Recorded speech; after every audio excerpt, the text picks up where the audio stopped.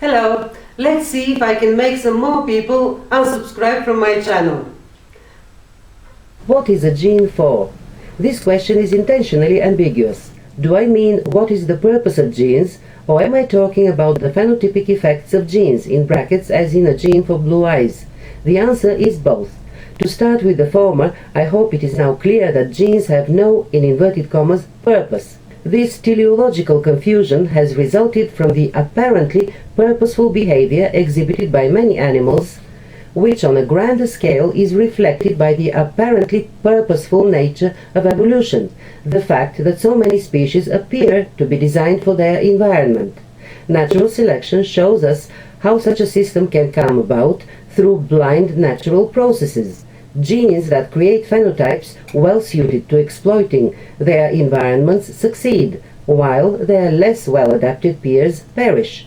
There is no purpose.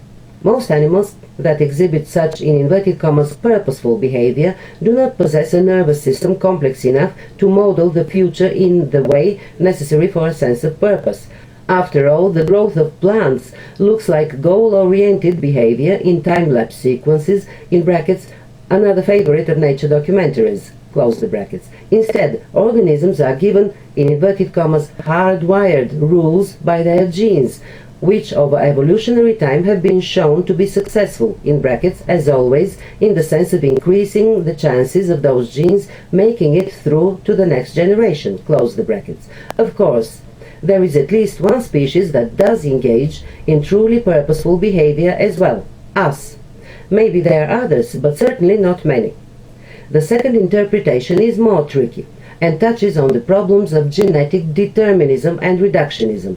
Genetic determinism refers to the idea that an organism's phenotype, including its behavioral repertoire, is determined exclusively by its genes. It is stereotyped in tabloid language by the defense, in inverted commas, "It wasn't me, it was my genes." Reductionism is similar in that it argues that all evolutionary phenomena can be explained at the level of the gene, in brackets, i.e., all explanations can be reduced to gene-based explanations. Close the brackets. The idea that genes, a quotation, are the only determining program of all living things, that what drives and determines life is the genetic imperative to survive and reproduce at the expense of everything else, close the quotation, is clearly wrong. And although some people seem to think that Dawkins holds this view, neither he nor any other serious thinker does. If you lose a leg in a car accident, your genes have had nothing to do with it. Consequently, the contingencies of the environment are a major factor in determining the eventual fate of the individual. Furthermore, genes are not the sole cause of those phenotypes usually listed as, in inverted commas, genetically determined. Consider our gene for blue eyes. What does this mean? It certainly doesn't mean that if we place the relevant length of DNA on a table, it will miraculously construct a fully functional blue eye. It means that, in the presence of numerous other genes and cellular machinery, given the correct environmental conditions, the gene will produce a blue pigment, whereas another gene, in the presence of the same collection of genes and cellular machinery, with the same environmental conditions, may produce a brown eye. This is a bit long-winded, so biologists usually just say, in inverted commas, a gene for blue eyes, a quotation.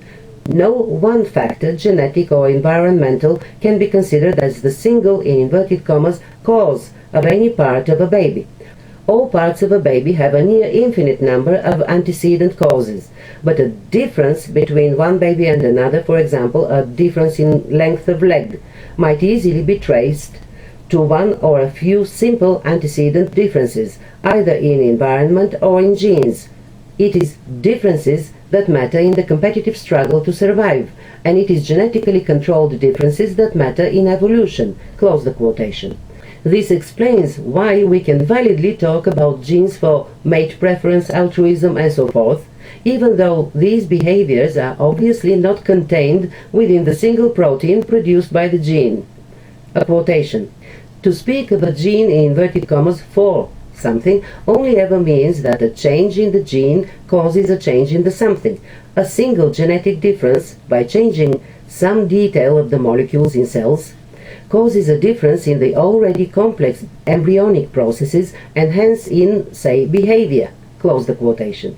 Once this idea has been grasped, the entire nature/nurture debate becomes far less black and white. No single characteristic of an individual can be said to be exclusively the product of genes. The environment is required to produce any characteristics at all. Similarly, no trait can simply be the product of nurture, since if there were no genes acting, there would be nothing for nurture to work with. Even if you argue that all important aspects of human psychology result from learning and social conditioning, in brackets a point I disagree with, you still need genes to create a brain which is capable of learning and being conditioned in that way. This allows Dawkins to say, a quotation, "It is perfectly possible to hold that genes exert a statistical influence on human behavior, while at the same time believing that this influence on human behavior can be modified, overridden, or reversed by other influences." Close the quotation.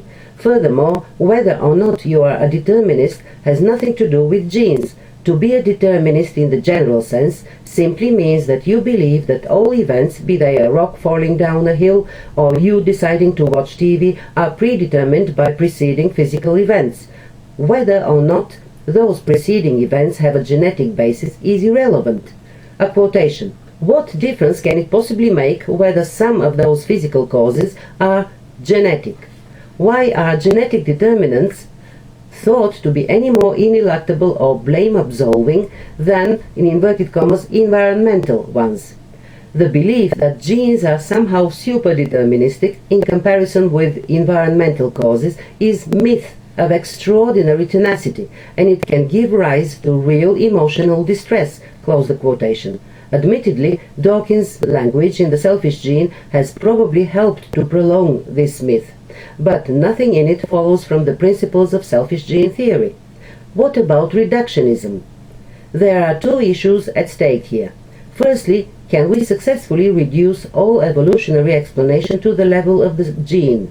And relatedly, does this mean that selection only operates at the level of the gene? This will be reviewed in the following video. Thanks for listening.